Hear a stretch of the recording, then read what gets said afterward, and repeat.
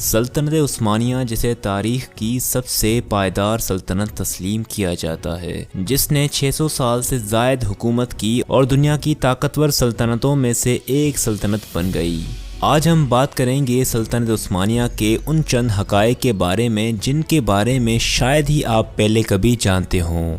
Number 1، ترکوں کی پہلی سلطنت۔ 6 صدی عیسوی میں عثمانی ترکوں کے قدیم پیشروؤں نے گوک ترک نامی سلطنت قائم کی، جو ایک وسیع پیمانے پر چین کی سرحدوں سے لے کر بحر کیسپیئن تک پھیلی ہوئی تھی۔ یہ سلطنت اس وقت کی سب سے بڑی خانہ بدوش سلطنت تھی۔ اس سلطنت کے لوگوں کا اکثر پیشہ لوہے کا کام سر انجام دیتا تھا، جو کہ اس دور میں کافی مفید ثابت ہوتا تھا۔ یہ سلطنت کئی سالوں تک یکجہتی کے ساتھ قائم رہی، پر پھر دعوے داری کی دوڑ میں یہ سلطنت اپنے ہی قلعوں میں الجھ کر رہ گئی، اور پھر 734 عیسوی میں اس سلطنت کا مکمل خاتمہ ہو گیا۔ نمبر 2، ترکوں کا مسلمان بننا۔ 8ویں صدی کے اوائل میں گوک ترک سلطنت کا خاتمہ ہونے کے ساتھ ہی مغربی ترکوں کے ایک گروہ اوغوز نے وسطی ایشیا پر اپنا اقتدار قائم کر لیا۔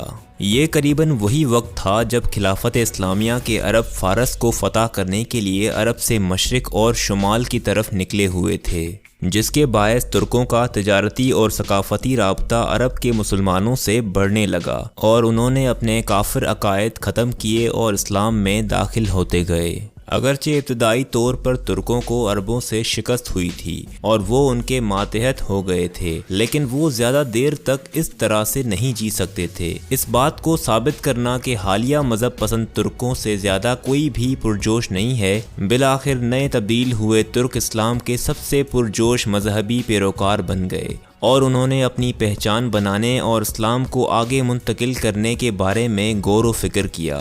نمبر 3، ترکوں کا اسلامی سپاہی بننا۔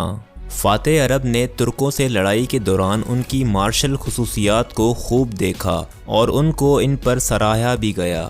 اسٹیپی جیسی جگہوں پر سخت زندگی گزارنے کے علاوہ خانہ بدوش زندگی نے ترکوں کو ایک جنگی روح، گھڑ سواری کی مہارت اور گھوڑوں کے پیچھے تیر اندازی کرنے والوں کی حیثیت سے زبردست صلاحیتوں کا حامل بنا دیا تھا۔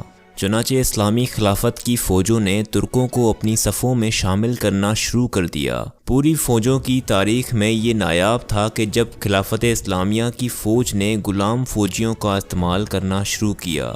حال ہی میں تبدیل ہوئے ترکوں کو ریاست کے اعلیٰ غلاموں کا درجہ دیا گیا، اور وہ اپنی ترقی کے ذریعے صفوں میں اضافے کے لیے بھی آزاد تھے۔ ترکوں نے اتنا متاثر کیا کہ 9ویں صدی کے آخر تک خلافت میں بیشتر اعلیٰ عہدے اور سیاسی دفتر مسلم ترکوں کے پاس تھے۔ نمبر 4، مشرق وسطیٰ میں ترکوں کی آمد۔ ترکوں نے خلافت عباسیہ کے دور میں مشرق میں بطور پاور پلیئر اپنے داخلی دروازے پہلے ہی بنا دیے تھے۔ عباسی ان 2 موروثی خاندانوں میں سے دوسرا تھا جس نے اسلامی سلطنت پر غاصب ہونے کا دعویٰ کیا تھا۔ اپنی طاقت کے عروج پر عباسیوں نے اٹلانٹک سمندر سے لے کر چین کی سرحدوں تک اور وسطی ایشیا سے لے کر ہندوستان کی سرحدوں تک ایک دائرے پر حکومت کی۔ 9ویں صدی میں ترکوں کی آمد کا آغاز خاندان کے سب سے مشہور خلیفہ ہارون الرشید کے چھوٹے بیٹے معتصم کے ساتھ ہوا۔ معتصم نے ترک باڑے اور غلاموں کی ایک نجی فوج تشکیل دی اور انہیں ترک گارڈ بنا دیا، جس نے 833 عیسوی میں خلافت کو محفوظ بنانے میں ان کی مدد کی۔ ترکوں کا استعمال معتصم کے لیے مختصر مدت کے لیے مددگار ثابت ہوا، پر مستقبل میں معتصم کے جانشینوں کے لیے ایک بڑا مسئلہ بن کر ابھرا۔ نمبر 5، عربوں کے بعد ترکوں کا اقتدار سنبھالنا۔